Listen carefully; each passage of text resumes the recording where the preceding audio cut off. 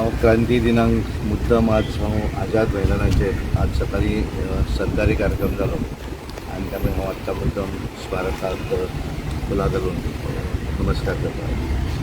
तर हांवें काल तें राती हाचेर सोशल मिडियाचेर पळयलें. आतां हांव दनपारां सांजचो आज सीएमाक मेळपाचो आसा तेन्ना हांव सीएमा कडेन डिस्कस करता कितें तें सिच्युएशन.